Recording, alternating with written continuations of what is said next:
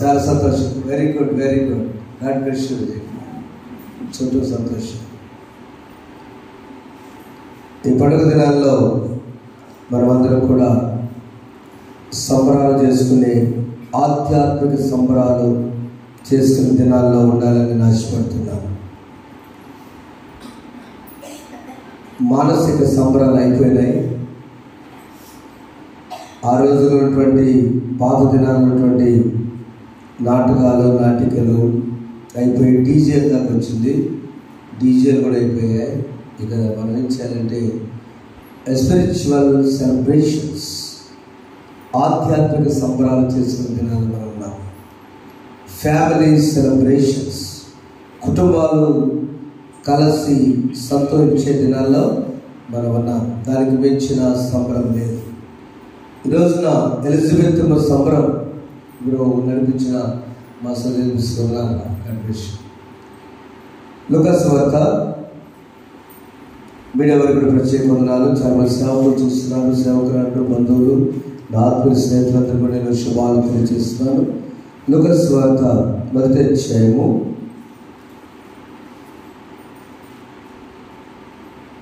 40వ వచనాన్ని చదువుకుందాం.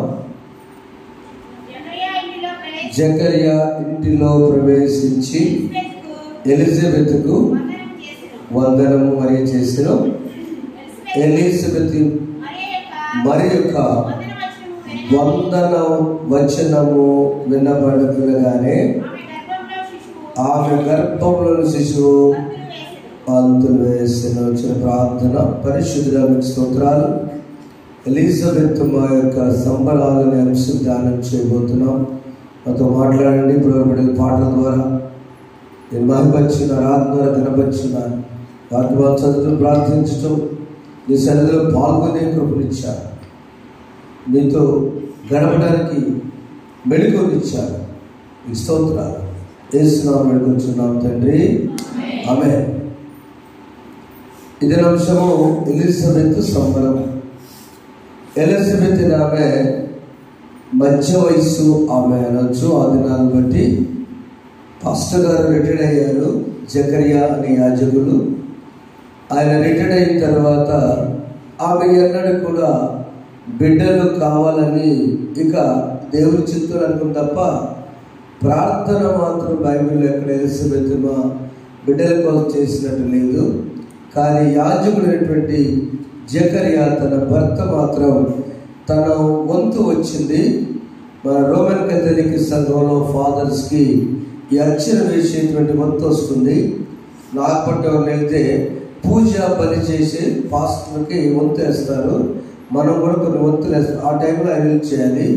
ఈయనకు 22 సంవత్సరాలకు ఒకసారి వచ్చేటువంటి ఆ అవకాశం దేవాలయంలో ఆ టైం వచ్చినప్పుడు చివరిసారి కదా నాకు ఇంకా అని లూకాసు వార్త 1వ అధ్యాయం 8వ వచనంలో మనం చదివినట్లయితే జకర్యా తన తరగతి క్రమము చొప్పున దేవుని ఎదుట యాజక ధర్మము జరిగించుచుండగా,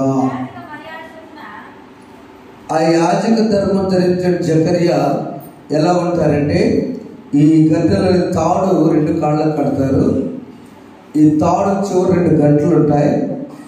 యాజకుడు లోపలికి వెళ్ళి సంవత్సరానికి ఒకసారి మళ్ళీ బయటకు వస్తే పాపము లేదు ప్రజల్లో అని, యాజకుల్లో పాపం లేదని వచ్చినట్టు, రాకపోతే చనిపోయి ఉంటాడని ఈ తాడుతో లాగేసేవాడు. గంటల సౌండ్ వస్తే వినబడితేనేమో ఆయన బ్రతుకున్నాడు, తలుపేసేస్తారు. అందుకు ఇది కట్టి ఇక 2 కాళ్ళు కట్టేసి ఆ గంటలు లోపల కడితే చనిపోతారు. అంత పరిశుద్ధత ఉంటుంది దేవాలయంలో. అప్పుడు బయట ఉన్న ప్రజలు ఏం చేస్తున్నారంటే, యాజక 9వ వచనం, యాజక మర్యాద చొప్పున ప్రభు ఆలయంలోకి వెళ్ళి ధూపం వేసినకు అతని వంతు వచ్చెను. అంటే అప్పుడు వచ్చింది. ఆయన వంతు వచ్చినప్పుడు ఇక ఆయన బహుశా ఇది లాస్ట్ ఛాన్స్, ఈ చివరి ఛాన్స్లో తన పర్సనల్, అప్పటి వరకు ప్రజల యొక్క బాధలు, ప్రజల గురించి, క్షేమం గురించి, ప్రజలకి అవసరమో యాజకుడు ధూపం వేస్తూ అర్చన వేస్తూ దేవునికి సమర్పించేవాడు. ఆ రోజు మాత్రము వ్యక్తిగతమైన ప్రార్థన చేసుకున్నాడేమో, ఎప్పుడు చేసాడో తెలియదు. కానీ ప్రజలు ఏం చేస్తున్నారంటే 10వ వచనం చదవండి. ధూప సమయమందు ప్రజల సమూహం అంతయు వెలుపల ప్రార్థన చేస్తున్నారు. నా యాజకులు బాగుండాలని వెళ్ళు ప్రార్థన చేయించుండగా ప్రభు దూత ధూప వేదిక కుడివైపు నిలిచి అతని కనబడగా జకరియా ఆ దూతను చూచి తొందరపడి అప్పుడు ఆ దూత అతనితో జకరియా భయపడాడు, నీ ప్రార్థన వినచాలి. తన ధర్మం తను చేసుకుంటూ ఉన్నాడు. ఎప్పుడో చేసిన ప్రార్థన ఎట్లా ఏర్పడిందో, దూత కళ్ళు తెరిస్తే దూత అక్కడ కనపడితే భయం వేసింది. దూత కనిపిస్తే భయమే కదా, ఒంటరిగా ఉన్నాడు, దేవాలయం. జకరియా భయపడబోక నీ ప్రార్థన ఎప్పుడు చేసావో ఆ ప్రేయర్ కనెక్ట్ అయింది, ఆ ప్రార్థన కనెక్ట్ అయింది దేవునికి. మన ప్రార్థన వినబట్టం వేరు, కనెక్ట్ అవ్వటం వేరు. జకరియా నీ ప్రార్థన వినబడను, నీవు కుమారుని కంటావు, నీ భార్యగా గర్భవతి ఉంది, ఆయనకు యోహాను అని పేరు పెడతావు. ఇది ఎలిజబెత్ కూడా తెలియని రహస్యం. అవునా? తెలుసా? ఆమె అక్కడ లేదు. అలాంటి గొప్ప యాజక కుటుంబంలో బాప్తిస్మిచ్చు యోహాను జన్మించాడు. ఎందుకంటే ఇక్కడ యవన ప్రాయంలో 17 సంవత్సరాల ప్రాయంలో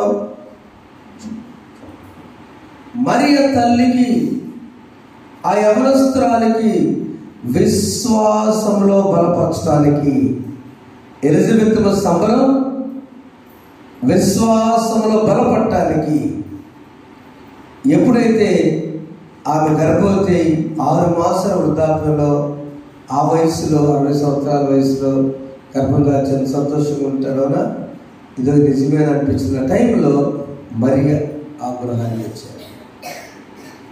ఏమొచ్చింది ఏంటనుకో, నేను చెప్పుకున్నాము, పరిశుద్ధాత్మతో నిండుకున్న మరియా.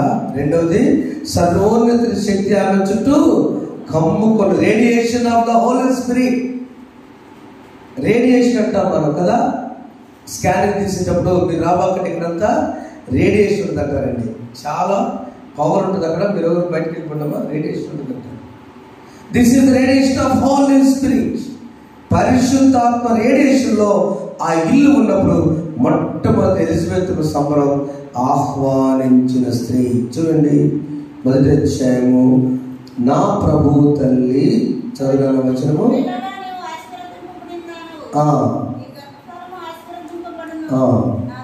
నా ప్రభు తల్లి నా యుద్ధకు వచ్చ నాకెలాగూ ప్రార్థించిన. మా ఇంటికి రాగానే నా ప్రభు తల్లి నా ఇంటికి వచ్చి అనుకుంది.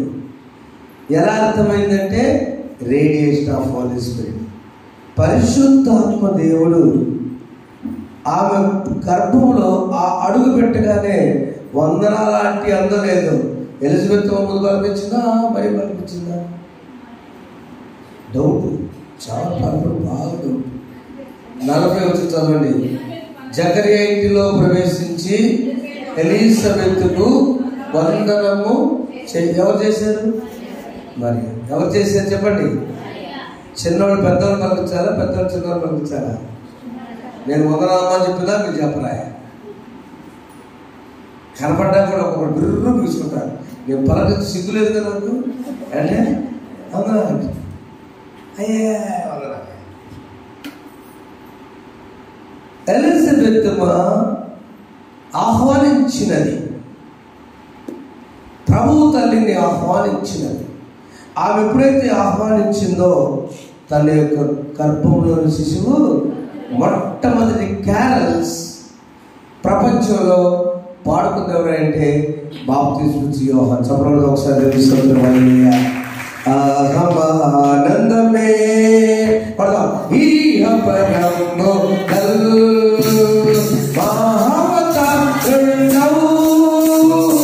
మాయసు జన్మదినం హల్లెలూయా ఆనందమే కన్యామై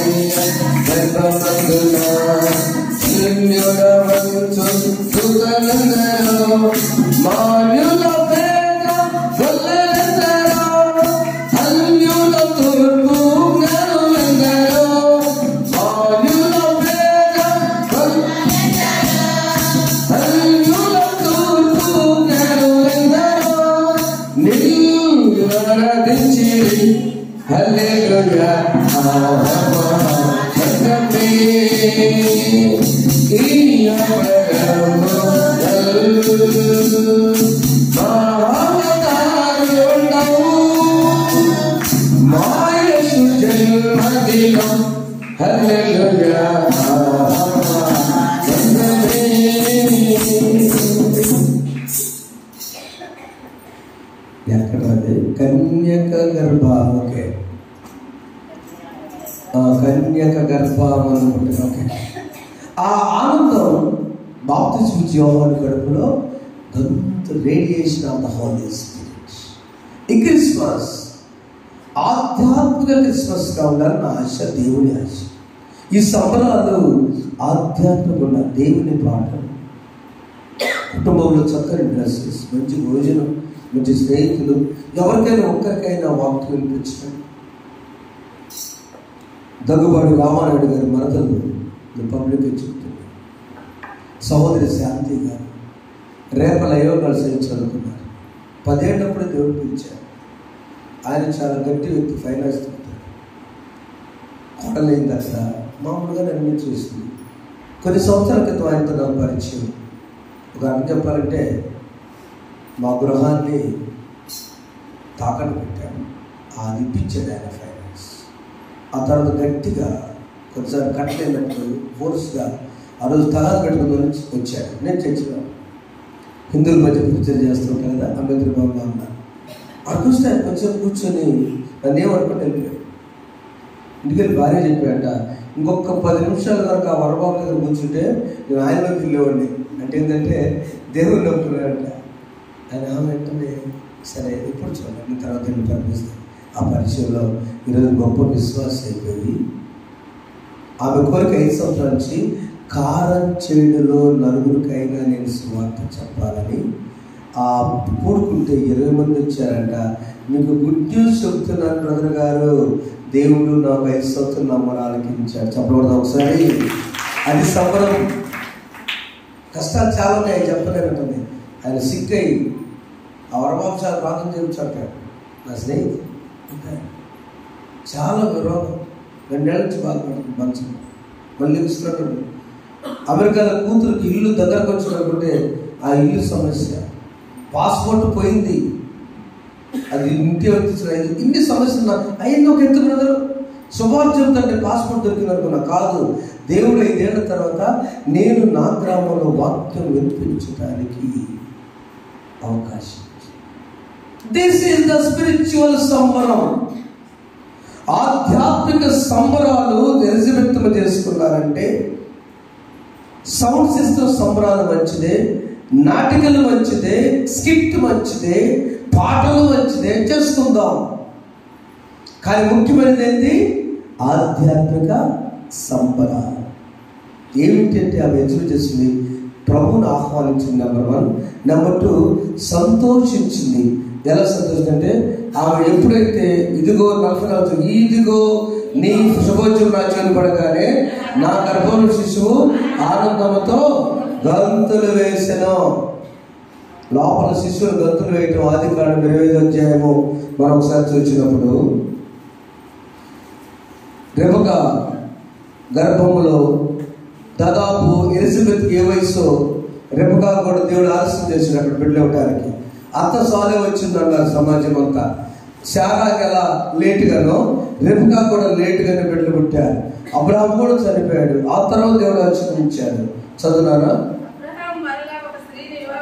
అమ్మ దూరం కాదురా 25, 23 వచ్చింది. 2 జనములు నీ గర్భములో కలవు, 2 జనపదం నీ కడుపు నుండి ప్రత్యేకంగా వచ్చును. ఒక జనపదం కంటే ఒక జనపదము అంతే. లోపల ఉన్న కమల పిల్లలు కూడా గుద్దుకుంటున్నారు. గర్భంలోని శిశువు గంతులేని మాట ఆనాడు కూడా ఎందుకు అప్పట్లో నాకుంది. ఏంది ఒక 22 వచనంలో ఆమె గర్భంలో శిశువులు ఒకరితోనొకడు పెరుగులాడిది కనుక ఆమె ఎలాగైతే నేను బ్రతుకు ఎందుకని బాధపడుతుంది. అమ్మ బాధపడబాగా ఆ బాధ తట్టుకోలేక ఆ గర్భంలో ఒకరు కాదు 2 పెరుగులాడుతున్న కొట్టుకుంటుంటే ఆమె తట్టుకోలేకపోతుందిరా. అది ఆనాడు జరిగింది, రేపుగా దీవించబడినది, ఆమె సంతోషించినది. నేడు తన గర్భంలో, అందుకనే గర్భంలో ఉండగానే దావీదు అంటాడు 22వ అధ్యాయంలో 10వ వచనంలో, నా తల్లి గర్భంలో నేను ఉండగానే ఆ శిశువునైనా నీవు నన్ను ఎరిగాను. గర్భం నుంచే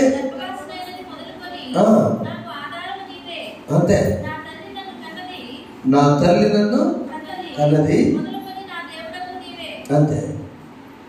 ఇంకా ఉందా ఎక్కువ నా తల్లి అంతే. ఆ గర్భం తెచ్చినవాడు నేను ఆ తల్లిని కన్నది.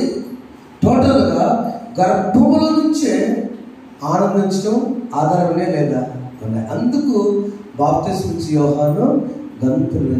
ఎలిజబెత్ సంబరంలో మొదటిది ప్రభు తల్లిని ఆహ్వానించి సంతోషపడింది. రెండవది ఆ గంతులు వేయడం ద్వారా క్యారల్స్ బట్టి ఆనందించింది. నా సోదరి సోదరులారా, మీడియాలో చూస్తున్నారా, దేవుని బిడ్డలారా, ఎవరైనా క్యారల్స్కి మీ ఇంటికి వస్తే మీరు ఆహ్వానించండి, ఆనందించండి. ఇప్పుడే అక్కడ చెప్పాడు ఏంటో తెలుసా, వారు మన చర్చికి రాలే అయినా కూడా వెళ్ళి ముక్కతే ఉంటుంది ఆమె. Happy happy Christmas, merry merry Christmas పిల్లలతో వచ్చి చక్కగా చెప్తా కుట్టే తలుపు కొట్టారు. పెద్ద టైం కూడా ఏం కాల, 10:30 అట్లా 10 వస్తారు. ఆమె ఏమనుకోని ఎట్లా ఉంటుందని లోపల నుంచి రాగానే ఏం చెప్పండి, న్యాయం చెప్పండి, దున్నపోతల్లి ఎంత అంగీ వచ్చింది కనపడుతున్నాను, వందనాలు చెప్పాలిగా చెప్పకపోగా కళ్ళు కూడా మూసుకొని తీసుకొచ్చి అంటుంది ఇసురుగా.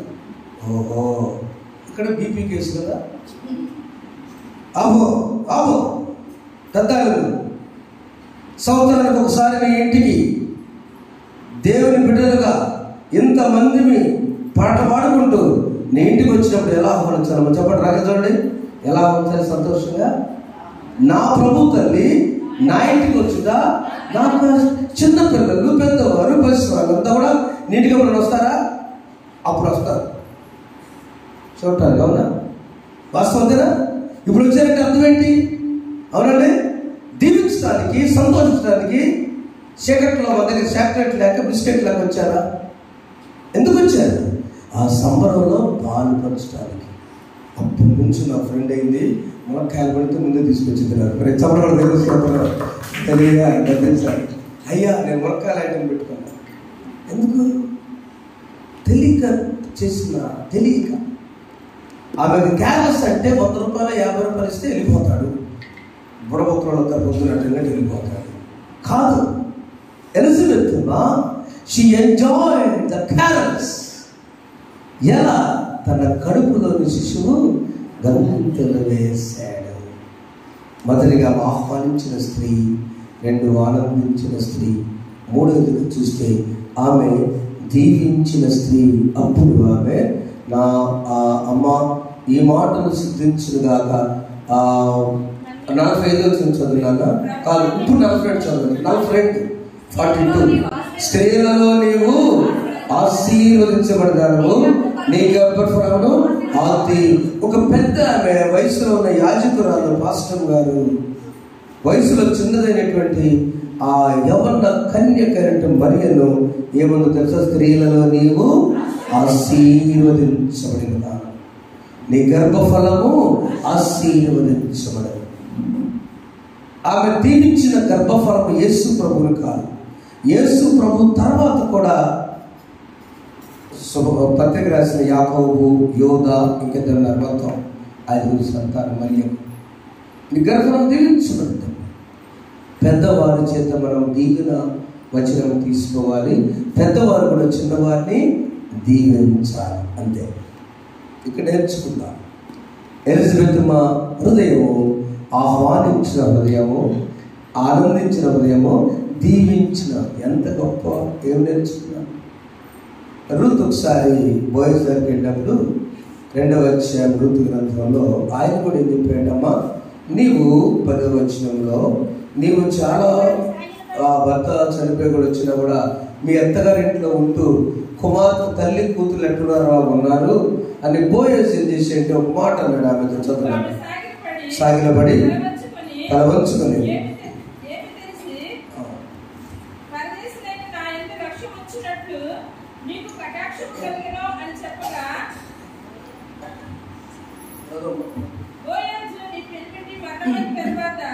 నీ పేరు పెట్టి మరణించిన తర్వాత నీవు నీ అత్త దగ్గర చేసినదంతా నాకు తెలుసా. బోయజ్ వివాహం చేసుకోవడానికి రూతు అందం కాదు, బోయజ్ వివాహం చేసుకోవడానికి రూతుకున్న ధనం కాదు, బోయజ్ ధనవంతురాలని. బోయజ్ రూతు కంటే అందగత్తెలు ఆ దేశంలో చాలా మంది ఉన్నారు.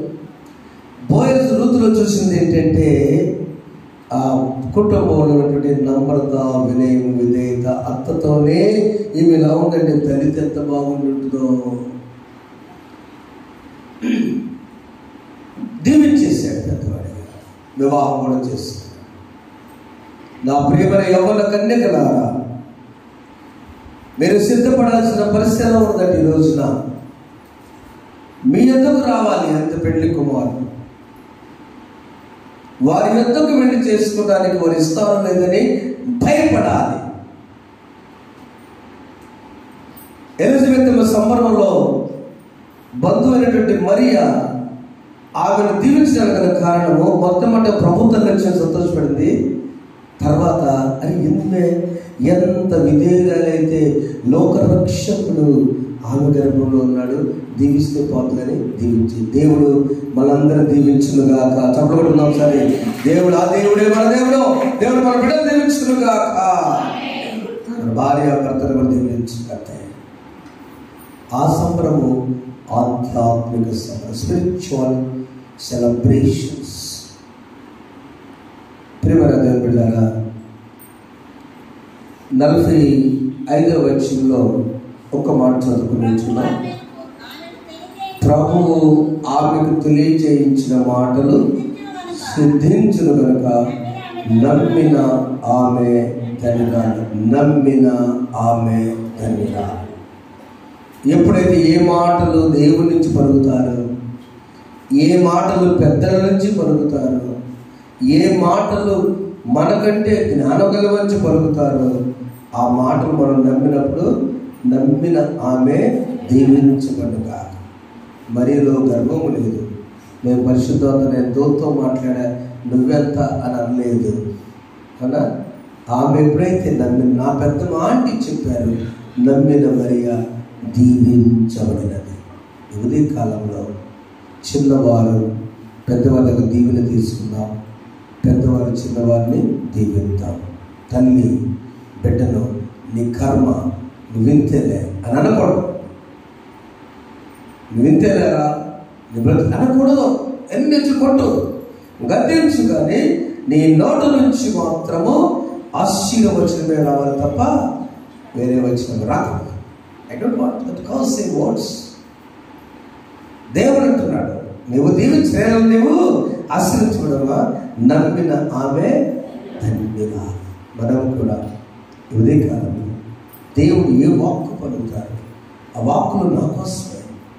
నా ప్రభు నాతో మాట్లాడాడు, నేను ఆహ్వానించాలి ప్రభుని. చెప్పండి. మొదటగా ఎలిజబెత్ సంబరాలేంటి? ఆహ్వానించిన స్త్రీ, ఆనందించిన స్త్రీ, దీవించిన స్త్రీ. దేవుని స్పృష్టారు. మనం కూడా జకరియా ఎలా ప్రార్థన చేశాడు, జకరియా ప్రార్థన వినబడితే ఆ ఇంటికి ఆశీర్వాదం వచ్చేసింది. అలాంటి ప్రార్థన చేయటం దేవుడు మనకు సహాయం చేయను గాక. ఆమేన్. అందరం ప్రార్థన చేసుకుందాం. గర్భమందు పుట్టగా ధన్యుడవంతు దూతలందరూ కన్యక గర్భ మందు పుట్టగా ధన్యుడవంసు పరిశుద్ధాత్మకు స్తోత్రాలు. ఆయన కన్యక గర్భమందు ఒక కణముగా పరిశుద్ధాత్మ కణముగా జనించిన యేసు నాయన అమాయకురాలైన పరిశుద్ధురాలైన విధేయత కలిగిన మరియా అనేటువంటి కన్యకకు నాయన నీ ప్రియకుమారిలో గర్భపై వారి గర్భాన్ని ఎన్నుకున్నారు దేవా. ఆ విలువ తెలిసిన ఎలిజబెత్ గొప్ప యాజకురాలు ఆహ్వానించింది నాయన. నా ప్రభుత్వ ఇంటికి వచ్చి ఆనందించింది ప్రభువ. శిశువులని గర్భంలో శిశువు గంతులు వేసి పాటలు పాడుకున్నారు నా తండ్రి. అయ్యా నాయన దీవించింది. స్త్రీల్లో అమ్మా నివాసం వేల నాయన తరతరములను కొని ఆడుతున్నట్టుగా నా తండ్రి నమ్మిన ఆమె తండ్రులు గణపరిచి పాట పాడుతున్నారు. నీ మాటలు ప్రతి మాటను మేము నమ్మి అభివృద్ధి చెంది విశ్వసించి ఆనందించే వారు వచ్చింది.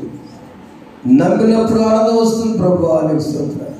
జకరియా నీ ప్రార్థన వినబడుతున్నట్టు మా ప్రార్థన వినబడేదిగా చేయదేవా నీకు స్తోత్రాలు చెల్లిస్తూ మా బిడ్డలు ప్రయాసతో వచ్చిన ఉదయ కాలంలో ఆశీర్వదించండి, ఆనందింప చేయండి.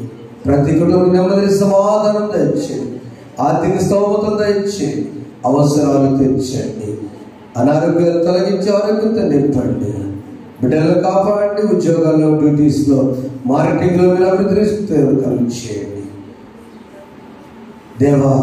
మీకు జాబున మీరు దీవించి పంపిస్తున్నారు. యేసు నామములో ప్రతి కుటుంబము దీవించబడును గాక. ఆ దీవెన వర్షాన్ని మాపై కుమ్మరించుమని యేసు నామములో వచ్చున్నాం తండ్రి. ఆమె మమ్మల్ని ఉదయం వరకు సురక్షితంగా కాపాడిన ఓ ప్రభువా, మా పరలోకపు తండ్రి, సర్వశక్తిగా నిత్యమైన దేవా, నీ మహాశక్తితో ఈ దినమంతా మమ్మల్ని సంరక్షించము. ఈ దినమును మేము ఏ పాపములను గాక ఏ విధమైన అపాయంలో చిక్కుని ఉన్నట్లు కృప చూపము. మా కార్యములన్నీ నీ ఆజ్ఞకు అనుకూలములై నీ దృష్టిని నీతికున్నమని నీతోనూ పరిశుద్ధాత్మతోనూ సదా ఏక దేవుడై యుగములు జీవించు పరిపాలించునుండు నీ కుమారుడు మా ప్రభునైన యేసుక్రీస్తు వారు నేను వేడుకొనుచున్నాము. ఆమేన్. పరలోకమందున్న మా తండ్రి, నీ నామము పరిశుద్ధపరచబడుగాక, నీ రాజ్యము వచ్చుగాక, మీ చిత్తము పరలోకమందు నెరవేర్చినట్లు భూమి యందును నెరవేరును గాక.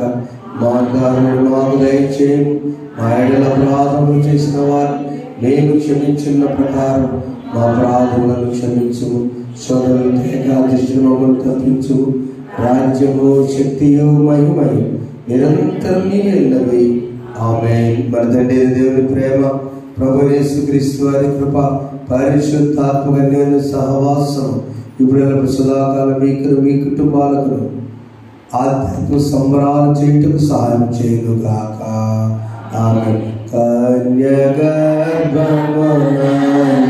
పుట్టెను కరుణగల రక్షకుడు క్రీస్తుడు. ధన్యులగుటకు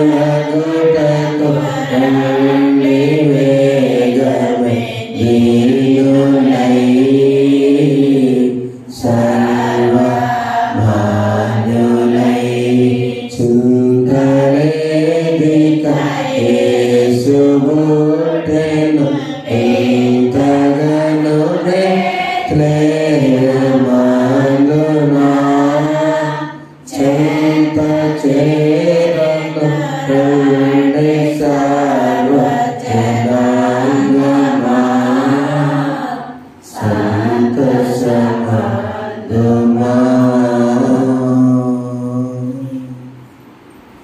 May God bless you all. దేవుడు తెలుసుగాక.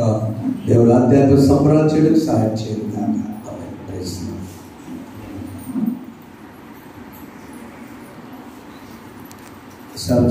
కుటుంబం ప్రేమరాజు గారి కుటుంబాలతో ప్రార్థన చేస్తారు.